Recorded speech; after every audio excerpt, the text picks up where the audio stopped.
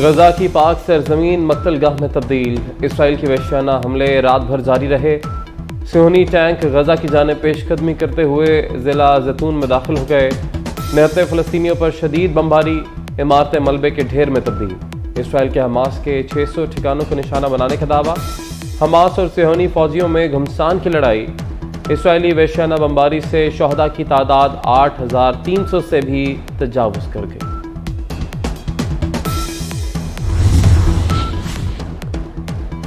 غزہ میں جنگ بندی کا مطالبہ کرنے پر برطانوی وزیر برخاست۔ پال برسٹو نے وزیر اعظم رشی سناک کو ختم غزہ سے مستقل جنگ بندی کا مطالبہ کیا تھا۔ فلسطینیوں کے حق میں آواز بلند کرنے پر لیبر پارٹی نے بھی سینئر رکن پارلیمنٹ اینڈی میکڈونلڈ کی رکنیت معطل کر دی۔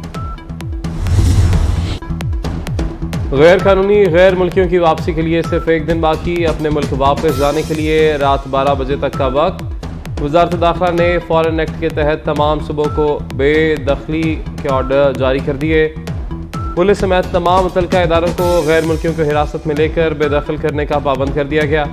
پولیس نے مساجد میں اعلانات کا سلسلہ شروع کر دیا۔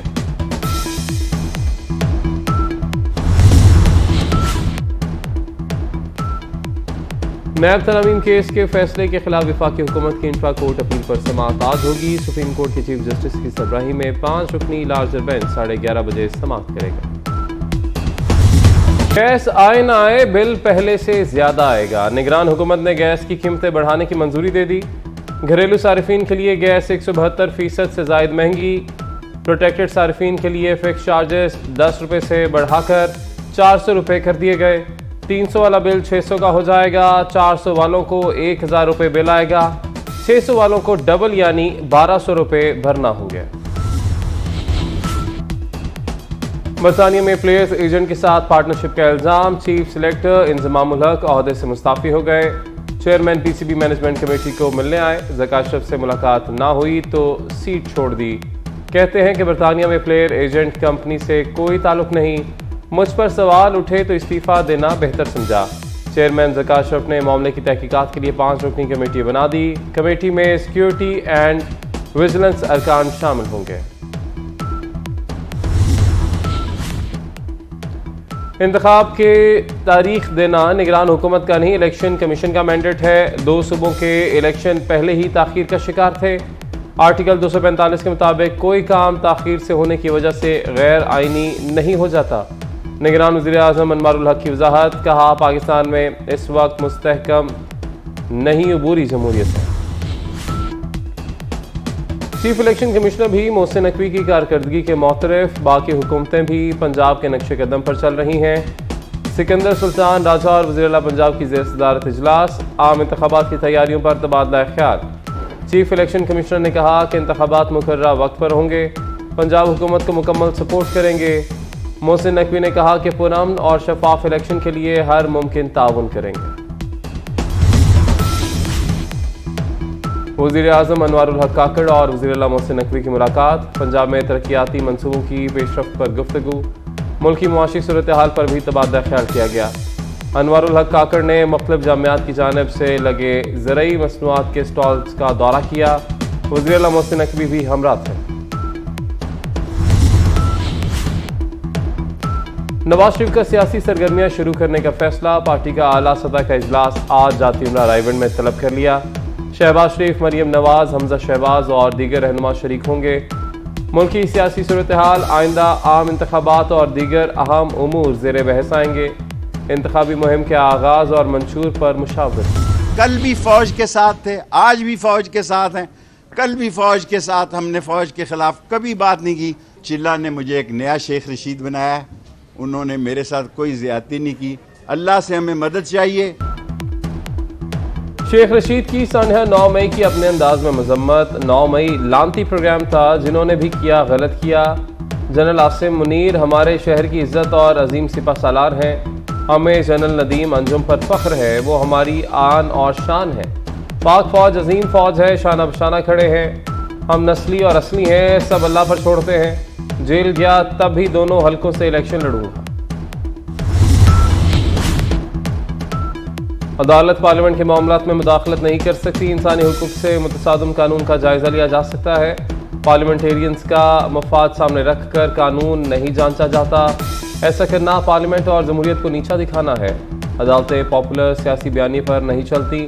جسٹس منصور علی شاہ کا نیب ترامیم کا عدم قرار دینے کے فیصلے پر اختلافی نوٹ جاری، فیصلے پر اپیل پر سماعت آج سپریم کورٹ میں۔ نقوی کی زیر صدارت جو کابینہ کا 31واں اجلاس ہوا ہے، اس میں مجموعی طور پر جو منظوری دی گئی ہے ان میں ترقیاتی اخراجات جو ہیں وہ 351 ارب روپے کے ہیں۔ ہیلتھ سیکٹر کے پاس 208 ارب روپے جائیں گے۔ ایجوکیشن سیکٹر 222 ارب روپے کنزیوم کرے گا اگلے 4 مہینوں میں۔ پنجاب کا آئندہ 4 ماہ کے لیے 2076 ارب کا بجٹ منظور، ترقیاتی اسکیموں کے لیے 351 ارب مختص، صحت کے لیے 208 ارب، تعلیم کے لیے 222 ارب مختص، پینشن کی مد میں 130، تنخواہوں کے لیے 170 ارب رکھے گئے ہیں، زراعت کے لیے 10 ارب، ٹیکسٹ بک بورڈ کے لیے 5 ارب، موسمیاتی تبدیلیوں سے نمٹنے کے لیے 7 ارب 30 کروڑ مختص، قرضوں کی ادائیگی کے لیے 80 ارب روپے رکھے گئے ہیں۔ وزیر اعلیٰ نے کہا کہ انسداد اسموگ کے لیے زیرو ٹالرنس پالیسی اپنائی جائے۔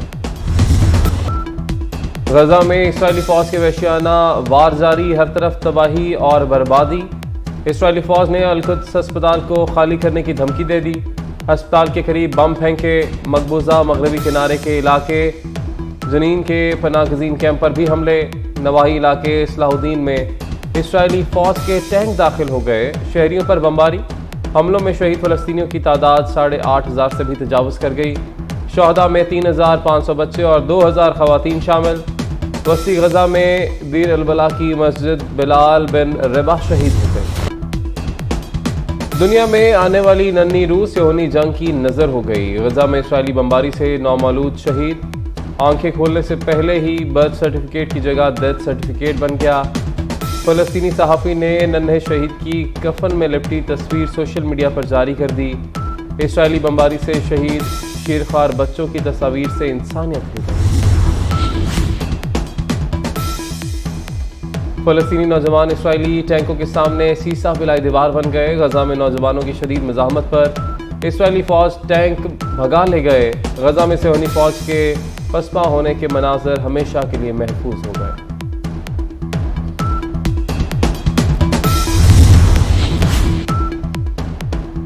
حماس کی قید میں اسرائیلی خاتون اپنے وزیر اعظم پر برس پڑی، ہمیں آزاد کراؤ، اسرائیلی حکومت کو ٹیکس دیتے ہیں، ہماری جانیں محفوظ نہیں ہیں، ہم قید میں ہیں اور تم سیاست کر رہے ہو۔ حماس نے اسرائیلی وزیر اعظم کو دہائیاں دیتی خاتون کی ویڈیو جاری کر دی۔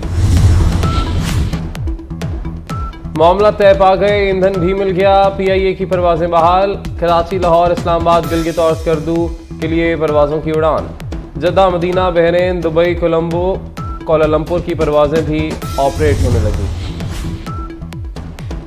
اسرائیلی جارحیت سے خام تیل کی قیمت بڑھنے کا خدشہ ہے، عالمی بینک نے خطرے کی گھنٹی بجا دی، سپلائی کم ہونے پر 70 کی دہائی جیسی صورتحال ہو سکتی ہے، خام تیل کی قیمت $157 فی بیرل سے بڑھ سکتی ہے، توانائی اور خوراک کی قیمتیں بھی بڑھ جائیں گی۔ اور لیونل میسی نے 8ویں بار بیلن ڈیور ایوارڈ جیت لیا، ارجنٹائن سے تعلق رکھنے والے عالمی شہرت یافتہ فٹ بالر نے بہترین کھلاڑی کا ایوارڈ 8ویں بار اپنے نام کیا۔ پیرس میں ہوئی تقریب میں لیونل میسی کو 2023 کا بہترین کھلاڑی قرار دیا۔